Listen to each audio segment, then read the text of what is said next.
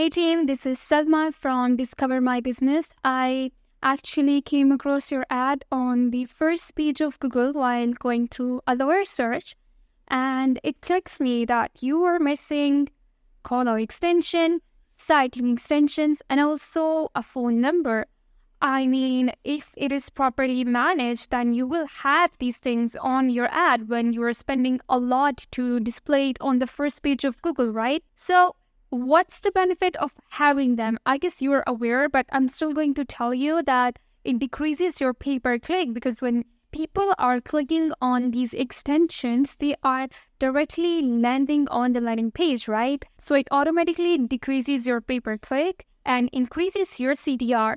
I mean, let's see an example of one of our client who has description, call-out extension, and also a phone number. I mean, that's the point of having the phone number on the Google ad. Like, people can directly call you or even submit a form. You can also have this option on the ad to submit a form directly on the Google page. I mean, it just decreases your pay-per-click. It's you minimizing your budget and increasing your conversion rate from 5 to 10% automatically. So let's connect and discuss how we can manage your Google Ads campaign better, and let's have a free audit call. Have a good day.